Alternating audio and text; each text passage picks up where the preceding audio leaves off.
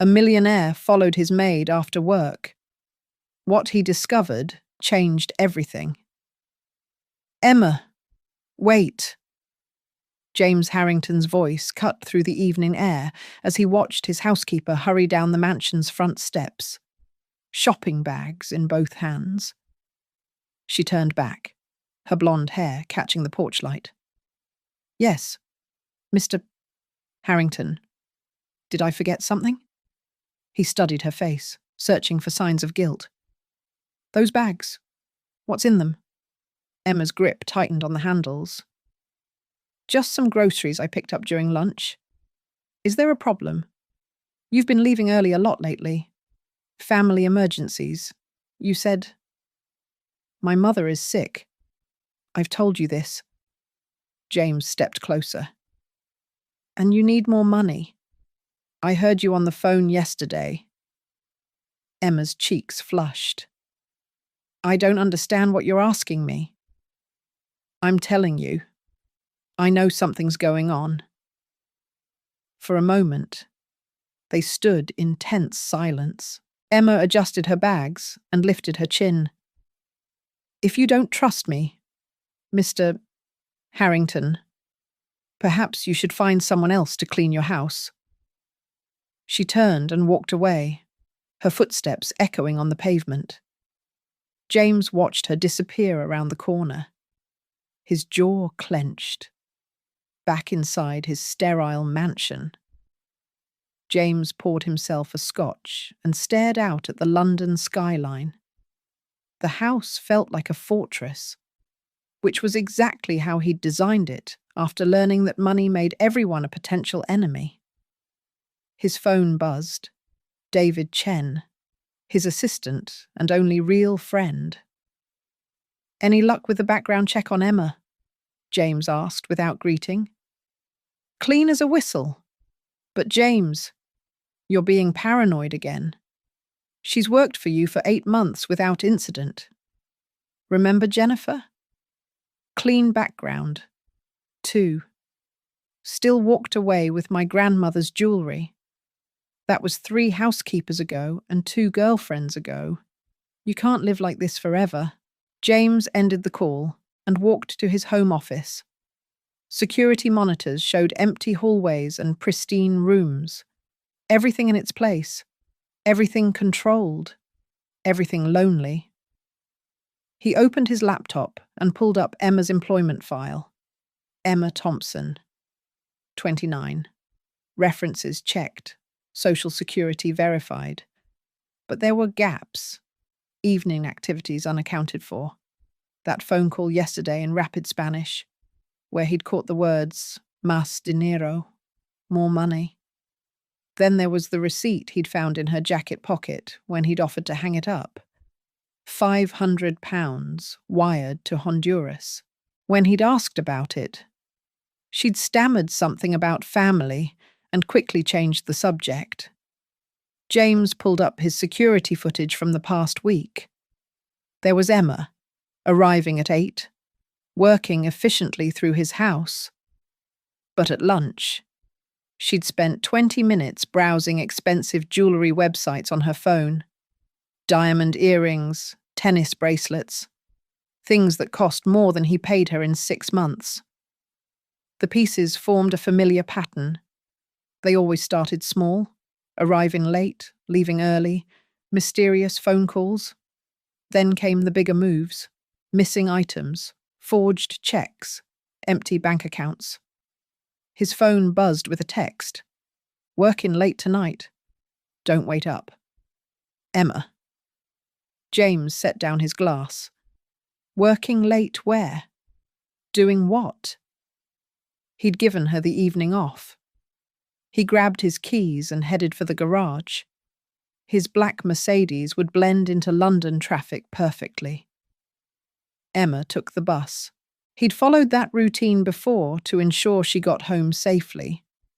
But tonight, he'd find out where she really went after work. The evening was crisp, and James felt his heart rate increase as he drove toward Emma's usual bus stop. He told himself this was about protecting his assets, about learning from past mistakes, about being smart instead of naive. But as he spotted Emma's blonde braid boarding the 47 bus, shopping bag still in her hands, James wondered if he was about to uncover another betrayal, or if he was finally losing his mind to paranoia. Either way, tonight, he'd know the truth. James kept 3 cars back as the bus wound through London's evening traffic. His hands gripped the steering wheel, sweat beading on his forehead despite the cool October air. Every red light felt like an eternity as he watched Emma's silhouette through the bus windows. The bus stopped in Brixton, and Emma stepped off, still carrying those shopping bags. James parked across the street and watched her walk toward a run-down building with faded lettering on the front. His pulse quickened. This was it. The moment he'd catch her in whatever scheme she was running. Emma pushed through glass doors beneath a sign that read, Hope Community Centre. James frowned. A community centre. He crept closer, staying in the shadows. Through the large windows, he could see Emma setting down her bags and embracing an elderly woman. Then she moved to the front of a room filled with about 20 older adults, all holding notebooks and pencils. "Good evening, everyone?" Emma's voice carried through the thin walls. "Tonight we're going to practice ordering food at restaurants." James blinked. She was teaching. For the next hour, he watched Emma patiently help elderly immigrants practice English phrases. She smiled more in those 60 minutes than he'd seen in 8 months of working for him. When a man struggled with pronunciation, she knelt beside his chair and gently corrected him. When a woman looked frustrated, Emma squeezed her shoulder and encouraged her in Spanish. After class, Emma unpacked her shopping bags, groceries, but not for herself. Sandwich supplies, fruit, crackers. She made plates of food for her students, chatting with them as they ate. James stumbled backward, his world tilting. The £500 wire transfer, the early departures, the phone call about needing more money. It all made sense now, but not the way he'd expected. He drove home in a daze. Emma's joyful face burned into his memory. In his office, he researched the Hope Community Centre online, a non-profit serving London's immigrant community. English classes, legal aid, job training, childcare, all run on donations and volunteers. The centre's website showed photos of Emma teaching, Emma organising food drives, Emma reading to children. In every picture, she glowed with purpose. James found the centre's financial reports. They were struggling, operating month to month on small donations. The building needed repairs. Programs were being cut. He thought about Emma working 3 jobs: his house, a cleaning service in central London, and weekend shifts at a grocery store, all so she could afford to volunteer here every night, feeding people from her own pocket. His phone rang. David again. "Find anything interesting in your spy mission?" James rubbed his face. "I'm an idiot. She's not stealing from me. She's good." David. "Actually good. The money she sends home. It's for her mother's medical bills. The early departures. She volunteers at an immigrant centre every night. The expensive jewellery she was looking at. Probably dreaming, like everyone else." Silence on the other end. Then David's gentle voice. "When's the last time you met someone genuinely good? I don't think I ever have." The next morning, James found himself timing his coffee break to coincide with Emma's arrival. She seemed surprised to see him in the kitchen. "Good morning, Mr. Harrington. I'll get out of your way." "Actually, could you join me? I'd like to hear about your evening classes." Emma froze, a dish towel in her hands. "My what?" "Your volunteer work. Teaching English." Her face went pale. "I don't know what you mean." "Emma." James set down his mug. "I followed you last night." She sank into a chair, looking defeated. "Are you going to fire me?" "Fire you? Why would I fire you?" "Because I lied about working late. Because I used my lunch break to buy food for the center instead of eating. Because I've been distracted thinking about my students when I should be focused on your house." James stared at this woman who thought compassion was a firing offense. "Tell me about them. Your students." Emma looked up cautiously. "They're mostly elderly. Some have been here for decades, but never learned English properly. Maria is 73 and wants to talk to her doctor without her granddaughter translating. Carlos worked construction for 40 years, but can't read safety signs. They're proud people who just need a chance." As Emma talked, her face transformed. The quiet, careful housekeeper disappeared, replaced by someone passionate and alive. "The center might close," she continued. "We can barely afford rent. I try to help with supplies when I can, but—" She gestured helplessly. That afternoon, James made an anonymous donation to the Hope Community Centre. £50,000, enough to keep them running for months. He used a shell company and fake name, ensuring it couldn't be traced back to him. "Someone donated £50,000! Emma burst into the kitchen the next morning, her eyes bright with excitement. "Can you believe it? The centre is saved." James looked up from his coffee, hiding his smile. "That's wonderful news. Any idea who?" "Anonymous. They just said they believed in our mission."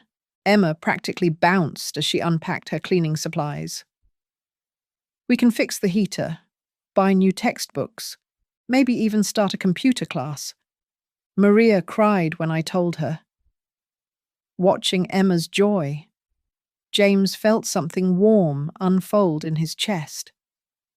When was the last time he'd made someone this happy? Over the following weeks, James found himself inventing reasons to be home during Emma's work hours. He'd emerge from his office needing coffee, just as she was dusting the living room. He'd remember urgent emails to send from the kitchen while she prepared his lunch. Their conversations grew longer and more personal. Emma told him about her thesis on economic inequality, her dreams of becoming a social worker, her homesickness for Honduras. James shared carefully selected stories about his business, his travels, his loneliness in the big house. "Don't you have family?" Emma asked one November afternoon as she arranged fresh flowers in his dining room. "My parents died when I was 22. Car accident." Emma's hands stilled. "I'm sorry. That must have been terrible." "It was. But it taught me to be self-reliant." James paused, then added quietly, "Maybe too self-reliant." "Family isn't just blood," Emma said gently. "At the center, we're all family. Mrs. Chen brings soup for everyone. Mr. Rodriguez fixes things without being asked. We take care of each other." James envied that sense of belonging. His world consisted of business associates, employees, and people who wanted something from him. In December, James made another anonymous donation to the center, computers for the new lab Emma had mentioned. He watched through news reports as the community celebrated, Emma beaming as she cut the ribbon. "You seem different lately," David observed during their weekly meeting. "Happier." "Do I?" "You're smiling more, and you haven't run a background check on anyone in weeks." James deflected with business talk, but David was right. The constant suspicion that had plagued him for years felt less urgent. Emma's presence in his house brought warmth he hadn't realized he'd been missing. One January morning, James found Emma at his kitchen table, surrounded by textbooks and papers. "Sorry, Mr. Harrington. I came early to make up time. I have a thesis meeting later." "What's your thesis about?" Emma's face lit up. "Barriers to social mobility in immigrant communities. I'm researching how language access, job training, and community support can break cycles of poverty." James sat down across from her, genuinely interested. "What have you found?" For the next hour, Emma explained her research with passion and intelligence that impressed him. She talked about systemic inequalities, about families working multiple jobs but still struggling, about the dignity of people who just needed opportunity. "Most people don't see it," she said. "They see someone cleaning their house or working in a restaurant and assume that's all they're capable of. But Carlos, he was an engineer in El Salvador. Isabella ran her own bakery. They're brilliant people reduced to survival jobs because their credentials don't transfer." James felt a stab of guilt, remembering his own assumptions about Emma. "I want to change that," she continued. "Create programs that recognize people's skills, help them build on what they already know instead of starting from zero." "That's incredible work, Emma." She blushed. "It's just research. Probably won't change anything." "Don't say that. You're already changing things at the center." Their eyes met across the table, and James felt something shift between them. Emma looked away first, gathering her papers. "I should get to work." That afternoon, James made a decision. "Emma, I'd like to offer you a full-time position, better salary, health benefits, paid vacation. You'd basically manage the household, coordinate with other staff, handle my schedule, that sort of thing." Emma stared at him. "That's very generous, but I don't understand. You barely trust me to dust your books." "I trust you," James said, and realized he meant it. "You're intelligent, responsible, and you care about doing things right. The salary would be enough to help your mother and pay for school." Emma bit her lip. "Can I think about it?" "Of course." But James could see the conflict in her eyes. More money meant security for her family, but it also meant less time for the center, less time for her studies, less time for the work that made her come alive. A week later, Emma found him in his office. "I've decided about the job offer." James looked up from his computer, heart racing.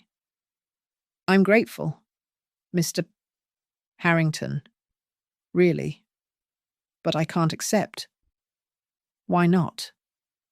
Emma took a deep breath. "Because I'd be living someone else's dream instead of my own. The center needs me. My studies matter to me. And honestly," she met his eyes, "I've fallen in love with someone impossible, and taking this job would make me feel like I'm betraying that feeling." James felt the world tilt. Someone impossible. Someone who represents everything I want to do with my life. Someone who makes me want to be better, do more, help people. But our worlds are too different. It could never work. James's heart hammered. Emma, I should go, she said quickly. This is too personal. I'm sorry. As Emma hurried out, James stared after her, stunned. She was in love with someone else, someone who inspired her, someone who shared her values, someone who wasn't him. For the first time since his parents died, James felt his heart truly break. James spent the weekend in his office, staring at spreadsheets but seeing nothing. Emma loved someone else, someone impossible who inspired her to help people. Probably another volunteer at the centre, someone young, idealistic, someone who understood her world. Monday morning. Emma arrived as usual, but the easy warmth between them was gone. James kept their interactions brief and professional. Good morning, he said, without looking up from his newspaper. Good morning, Mr. Harrington? Her voice was careful, distant. The week crawled by in painful politeness. James buried himself in work, taking calls in his office, eating lunch at his desk. Emma cleaned around him like a ghost, efficient and invisible. Friday afternoon. She knocked on his office door. Mr. Harrington, I need to give you my notice. James looked up, his stomach dropping. Your notice? 2 weeks. I'm sorry for the short notice, but I need to focus on finishing my thesis. I've been accepted into a graduate program for social work, and I start my practicum soon. I see. James kept his voice level. Congratulations. That's quite an achievement. Thank you. Emma fidgeted with her cleaning supplies. I'll make sure everything is perfect before I go. I can help train my replacement if you'd like. That won't be necessary.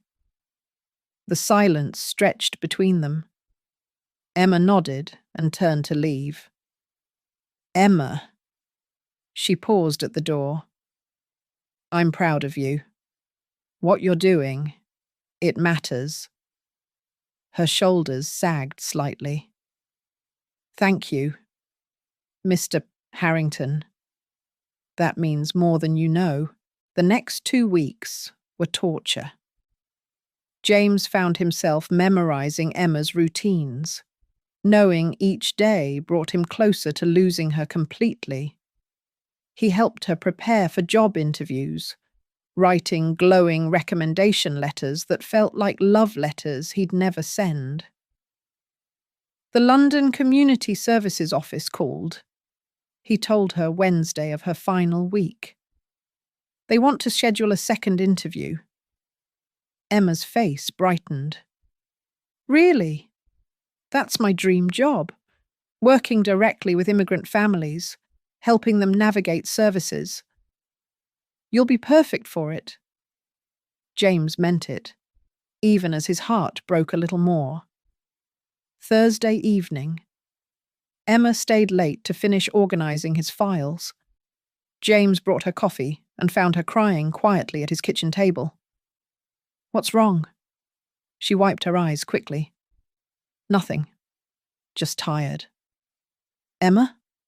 It's stupid, she said. I'm leaving to pursue my dreams, which is what I wanted. But I'm going to miss this, our talks, feeling like someone cares about my work. James sat down across from her. Someone does care. Someone always will. Their eyes met, and for a moment, James thought about telling her everything, about following her that night, about the donations, about how she'd changed his entire worldview, about how he'd fallen in love with her kindness, her passion, her brilliant mind. Instead, he said, the person you mentioned, the impossible one, have you told him how you feel? Emma shook her head. What's the point? We're from different worlds. He'd never see me as anything more than… She gestured helplessly. Than what? Than what I am. Someone who cleans houses and comes from nothing. Emma, you're not nothing. You're extraordinary. She smiled sadly. You're kind to say that? Friday arrived too soon. Emma finished her final tasks and packed her supplies. James had prepared an envelope with her final paycheck and a substantial bonus, enough to cover her mother's medical expenses for a year. This is too much, Emma said, staring at the check. You've been invaluable to me. Consider it a graduation gift. Emma's eyes filled with tears. I don't know what to say. Say you'll keep in touch. Let me know how you're doing. Of course. They stood in his entryway, neither wanting to say goodbye. Finally, Emma stepped forward and hugged him briefly. Thank you for everything. Mr. Harrington, you've been more than an employer. You've been a friend. Take care of yourself. Emma? After she left, James walked through his house.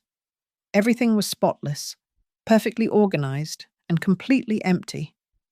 He'd returned to his fortress, but now the walls felt like a prison. Over the next few months, James fell back into old patterns. He hired a new housekeeper, an efficient woman named Janet, who did excellent work and never lingered for conversation. He threw himself into business, closing deals and making money that felt meaningless. But he couldn't stop thinking about Emma. He continued his anonymous donations to the Hope Community Center, watching their programs expand. He researched the London Community Services Office and felt pride when he learned Emma had been hired as a social worker specializing in immigrant family services. Through David's discreet inquiries, he learned she'd completed her thesis with honors and was excelling in her new role. She'd moved to a better apartment and was able to bring her mother to London for an extended visit. She's doing well, David reported over lunch. By all accounts, she loves her new job. Good, James said. That's what she wanted. What about what you want? James pushed food around his plate. It doesn't matter what I want. She's not married, you know. Still single. David? I'm just saying. Maybe the impossible isn't as impossible as you think. But James knew better. Emma had found her path, surrounded by people who shared her passion for justice and service. She didn't need a paranoid millionaire disrupting her new life. Still, when the invitation arrived for the Hope Community Center's annual fundraising gala, James found himself staring at it for a long time. Emma would be there. The invitation mentioned she'd be receiving an award for her volunteer service. Against his better judgment, James RSVP'd yes. He told himself he just wanted to see her success, to witness her happiness from afar. But as the date approached, James realized he was hoping for something more. A chance to see if the connection they'd shared had been real, or just his imagination. James stood in his walk-in closet, staring at rows of expensive suits. The fundraising gala was tonight, and he'd changed his mind about attending at least 6 times in the past week. You're overthinking this, David said from the doorway. It's a charity event. You go, you write a check, you leave. What if she thinks I'm stalking her? What if she's happy to see you? James pulled out a navy suit. She's moved on, David. New job, new life. I'm ancient history. You won't know unless you go. Across town, Emma stood in her small apartment bathroom, applying lipstick with shaking hands. The community centre's gala felt surreal. Months ago, she was volunteering in the evenings after cleaning houses. Tonight, she was receiving an award for her service. "You look beautiful, mija," her mother said from the doorway. Isabella Morales had arrived from Honduras recently, finally healthy enough to travel after her surgery. "I'm nervous, Mama." "Why?" "You've earned this recognition." Emma couldn't explain that she kept hoping James would somehow be there. Ridiculous, of course. Why would a tech mogul attend an immigrant community centre's fundraiser? "Tell me again about this man you worked for," her mother said, settling on Emma's bed. "Mama, I've told you 100 times. Humour an old woman. You always smiled when you talked about him." Emma sighed. "He was kind. Lonely, I think. We talked about my work, my dreams. He made me feel like what I was doing mattered." "And you loved him?" Emma met her mother's knowing eyes in the mirror. "It doesn't matter. We were from different worlds. Love doesn't care about worlds. Mija." The Hope Community Centre had been transformed. String lights hung from the ceiling. Tables draped in white linens filled the main room, and a small stage was set up for the evening's programme. Emma arrived early to help with last-minute preparations. "There's our guest of honour," called Maria, the elderly woman from Emma's first English class. At 73, she now volunteered as a translator for newer immigrants. "I can't believe they're giving me an award," Emma said, adjusting a centerpiece. "You saved this place," said Carlos, the former engineer, who now taught basic computer skills. "That anonymous donation came right after you started working here full-time as a volunteer. Coincidence? I think not." Emma had wondered about the timing herself. The first donation had come right after she'd mentioned the centre might close. The second had appeared days after she'd talked about needing computers. But anonymous donors were common for non-profits. It was just good timing. Guests began arriving at 6. Emma mingled, catching up with former students and their families.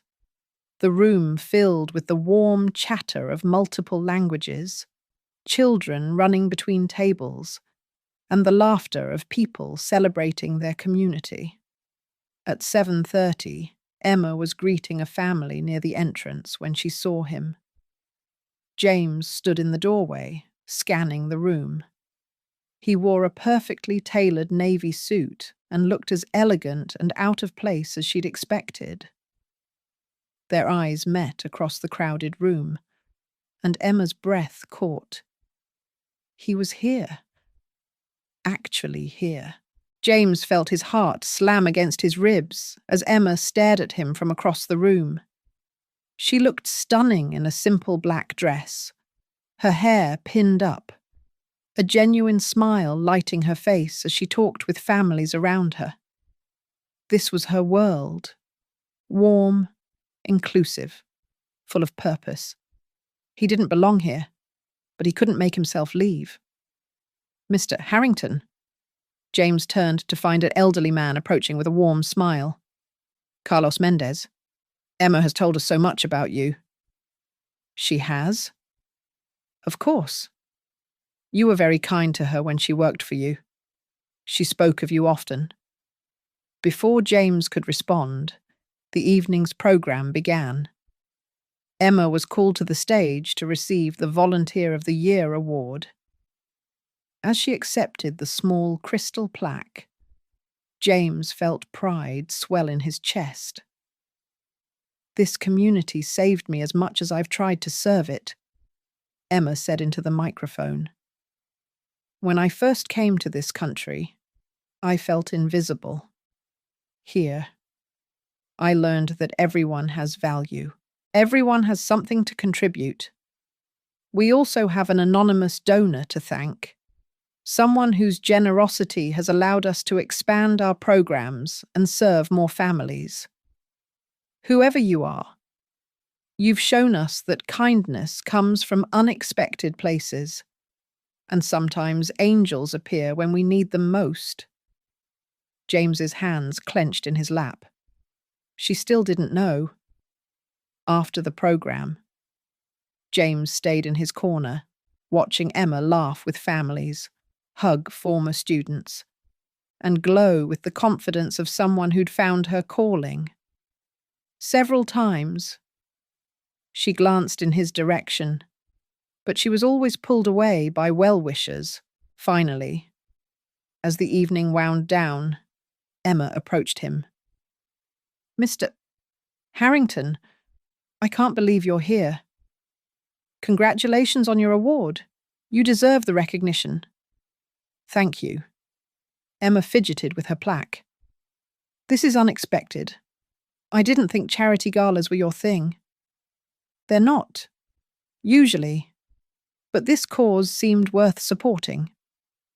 Before Emma could respond, her phone rang. She glanced at the screen and her face brightened.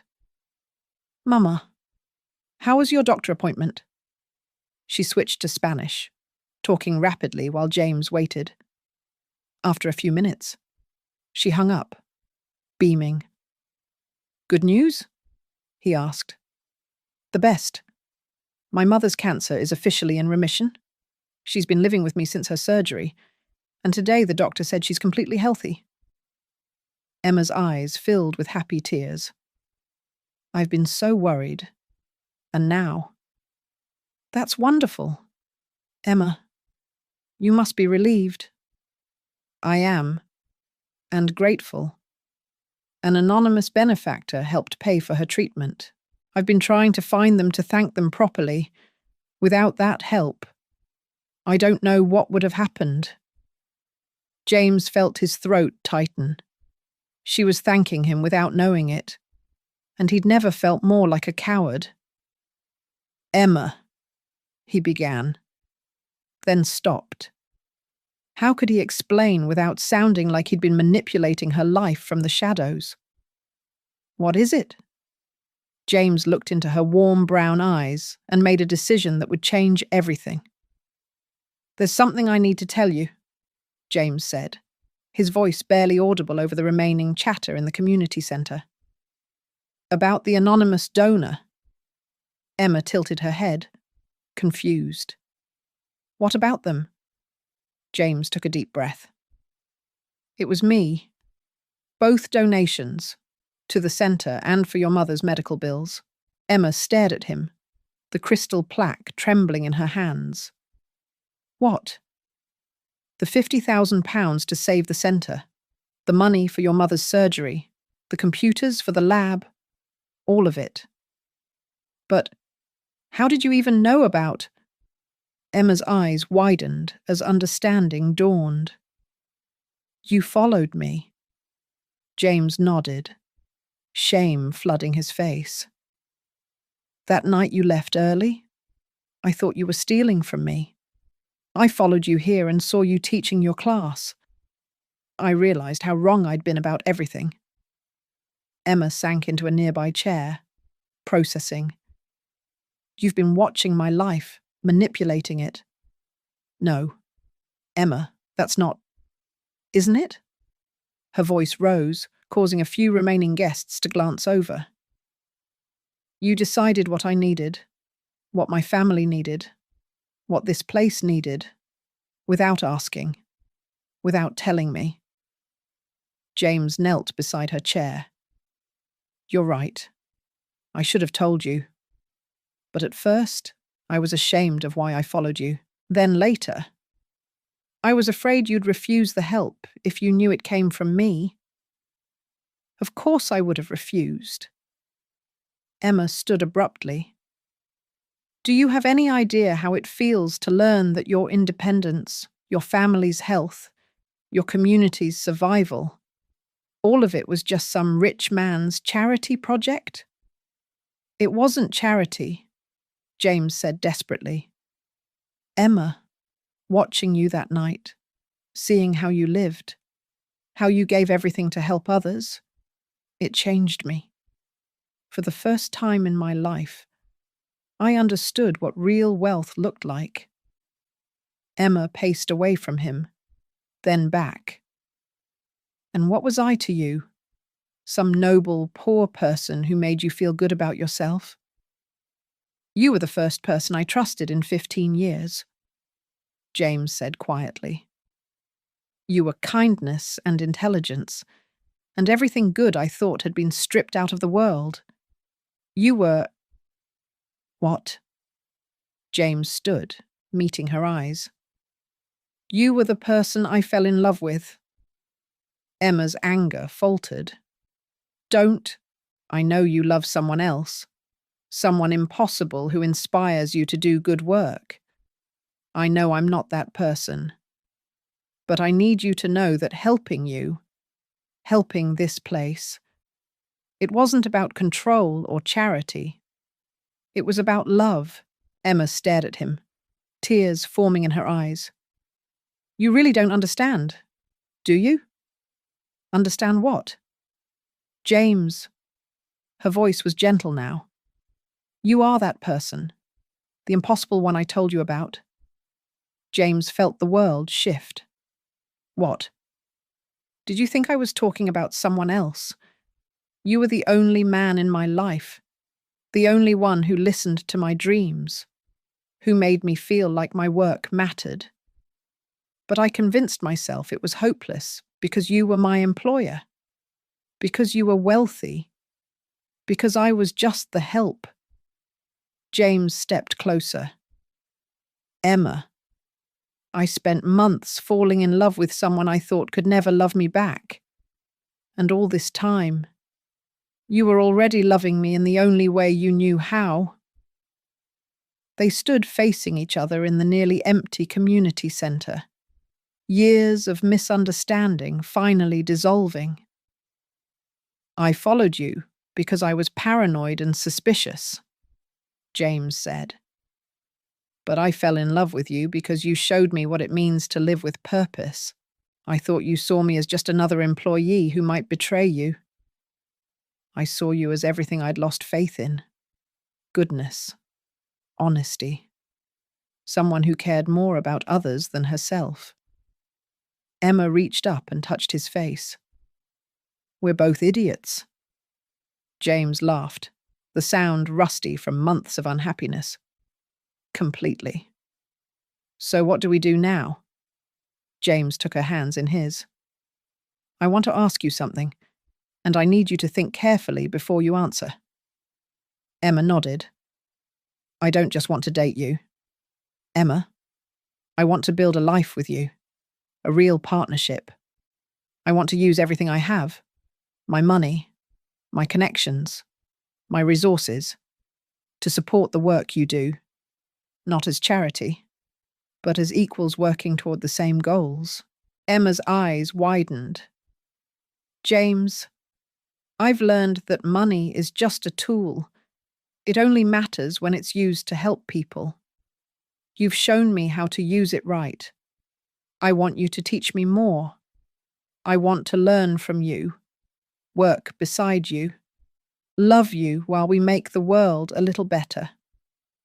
Emma smiled through her tears. You want to be my partner in crime fighting poverty and injustice. I want to be your partner in everything. Emma stood on her toes and kissed him, soft and sweet and full of promise. When they broke apart, James rested his forehead against hers. There's one more thing, Emma said.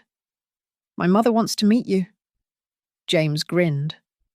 Should I be nervous? Terrified. She's already decided you're too skinny and need feeding. As they walked out of the community centre, hand in hand, James looked back at the photos on the walls. Immigrants learning English, families celebrating graduations, children playing in the after-school program. This place had brought them together, and now it would be part of their shared future. "Ready to change the world, Mr. Harrington?" Emma asked. "With you? I'm ready for anything." Outside, London's evening lights sparkled like promises, and for the first time in years, James felt like he was exactly where he belonged. Their love deepened in the months that followed, blossoming into a partnership that transcended their differences.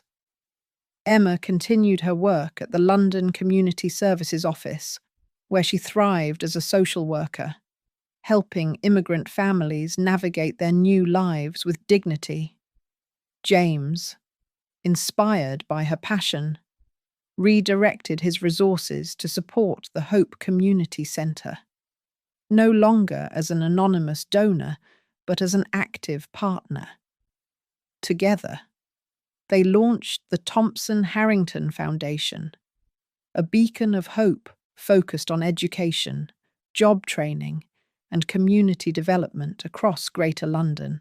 Their wedding was held at the heart of the Hope Community Centre, transformed with white roses and baby's breath, string lights creating a canopy of stars above the main hall.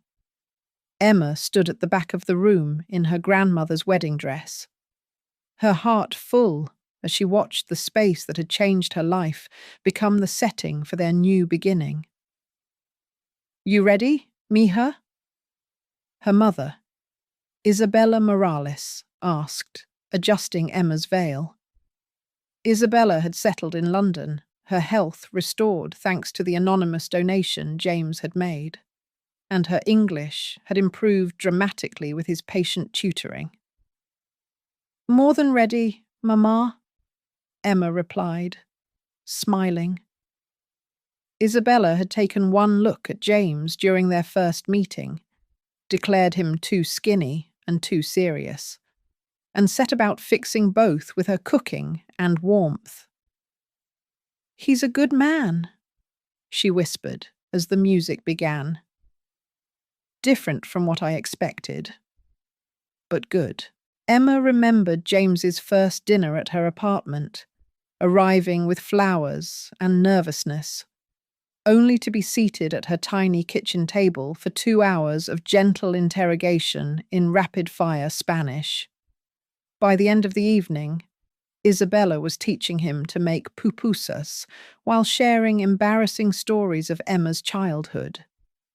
The wedding march began, and Emma walked down a makeshift aisle between folding chairs filled with an eclectic mix of guests. James's business associates sat beside her former English students. Tech executives chatted with community organisers.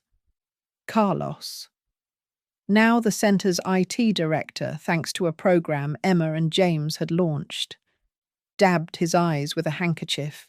At the front of the room, James waited in a perfectly tailored tuxedo, his face glowing with happiness. Beside him stood David Chen, who had become not just James's best man, but Emma's good friend, joining their weekly dinners and community events. "Dearly beloved," began Father Martinez, the priest who had married half the couples in the neighbourhood. "We gather today to witness the union of two souls who have found in each other not just love, but purpose." Emma and James had written their own vows. James spoke first, his voice clear and steady. "Emma, you taught me that wealth isn't measured in bank accounts, but in the lives we touch. You showed me that trust isn't weakness, but strength. You proved that love doesn't divide us by our differences, but multiplies our ability to do good. I promise to be your partner in all things, in love, in life, and in the work of making this world more just and kind." Emma's voice was unwavering as she replied, "James, you taught me that assumptions can blind us to unexpected blessings. You showed me that vulnerability isn't foolishness, but courage. You proved that two people from different worlds can build a new world together. I promise to be your partner in all things, in dreams realized, in challenges faced, and in the joy of serving something greater than ourselves. When Father Martinez pronounced them husband and wife, the entire community center erupted in cheers. Maria threw rice despite the no rice sign, and the children from the after-school program rushed forward with homemade congratulations cards. During the reception, Emma and James moved through the crowd together, thanking guests and soaking in the celebration. The dance floor filled with couples, David dancing with Isabella, who had appointed herself his Spanish tutor, Carlos twirling his granddaughter, Maria and her husband of 50 years moving with practiced grace. As they swayed to their first dance, Emma teased. "Remember when you thought I was stealing from you?" James countered. "Remember when you thought I could never see you as anything more than the help?" They laughed, spinning slowly as their community celebrated around them. Their honeymoon took them to Honduras, where James met Emma's extended family, who welcomed him with care packages and hand-knitted sweaters. They returned to London with renewed purpose, diving into their shared mission. The Thompson-Harrington Foundation grew, its impact rippling across the city. The Hope Community Centre, once a struggling outpost, became a vibrant hub, its faded facade now alive with murals painted by local youth.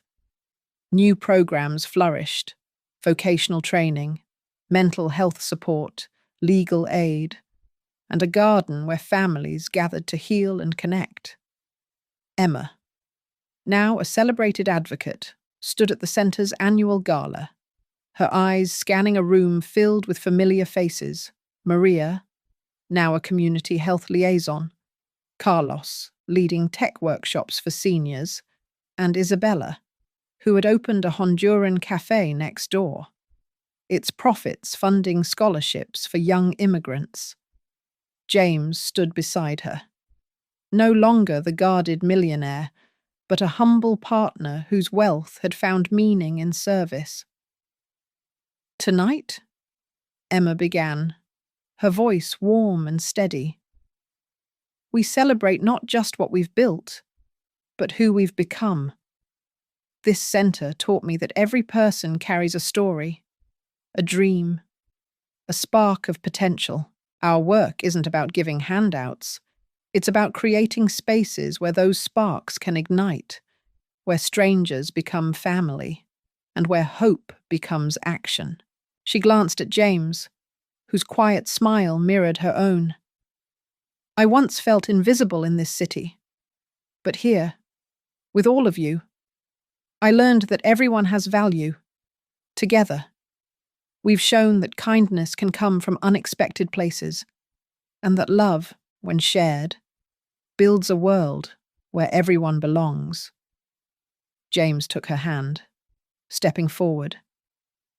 "Emma taught me that true wealth lies in connection, not control.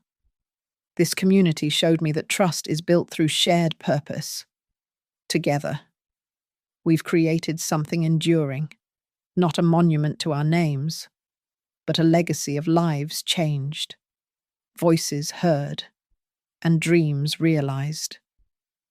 The room erupted in applause, but Emma and James's eyes were drawn to a group of children from the after-school program, who rushed onto the stage with a handmade banner, "Hope grows where love builds." Among them was Sophia, a recent arrival from Honduras, who had just won a citywide essay contest about her dream to become a doctor.